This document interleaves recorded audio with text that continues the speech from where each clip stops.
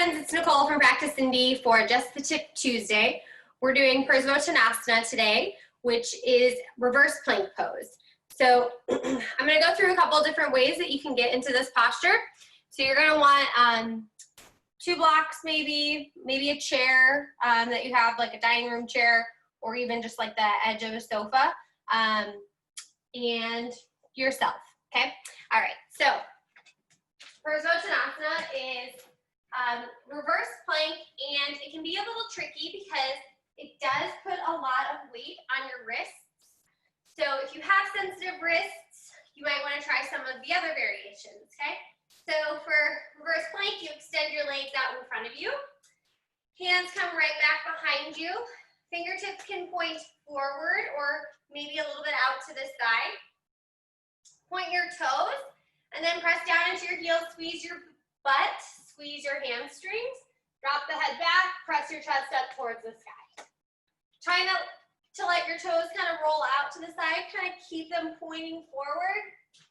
And then to come down, you slowly lower your tailbone back down and come to have a seat, okay? So it's a back bend, it's a heart opener. Every pet is making an appearance. No one was moving a second ago.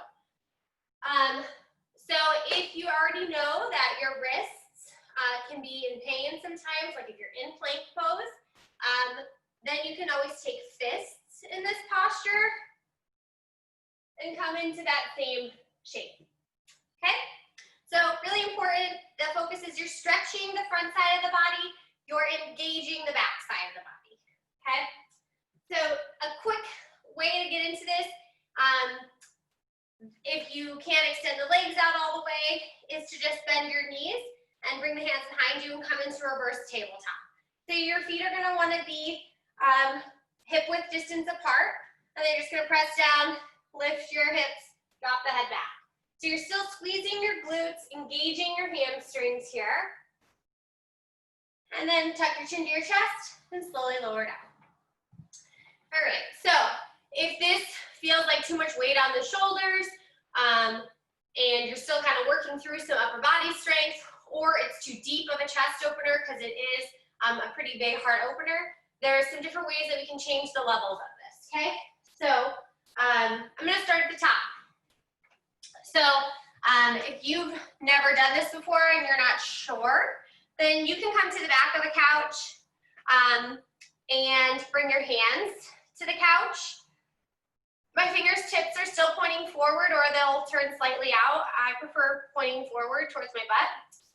And then I'll just kind of walk my feet out a little until I have that same reverse plank posture with less weight on my shoulders, okay? So you come to stand behind the couch. Try to keep the shoulders right over your wrists, and then just walk your feet out. It's not a very deep angle, but it can be a way that you can play with opening up through the chest. So you can see I can really wrap my shoulder blades around my spine here and push my heart forward, okay? So you can try that variation. You can try with a chair. So I have a bar counter chair. So this is going to be even higher than a standard chair. So you can always just use a standard dining room chair or a foldable chair.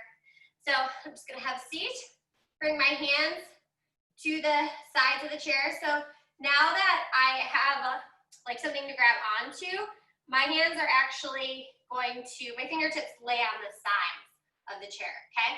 So just starting to walk your feet out and press your chest up. Squeeze your butt, engage your hamstrings.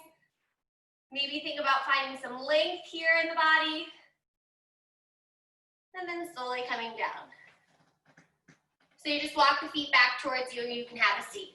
So my fingertips are out to the side that time. You can definitely do this pose with your fingertips laying over the seat as well, okay? So just whatever is comfortable for your wrist. You can always do these on fists too. So the reason that this becomes a little easier is more of the weight gets put into your heels and less of the weight is in your shoulders. So especially if you have shoulder pain or you're working through a shoulder injury, then taking a a steeper incline is gonna help shift some of that weight into your feet, okay? So then the next level would be on your blocks, okay? So bringing the blocks behind you, hands come on the blocks, feet can extend out, and then pressing down, lifting up. So you can see that my shoulders are right over my wrists here. It's a much less of an angle, so I'm still getting a lot of strength in my upper body and back bending here as well.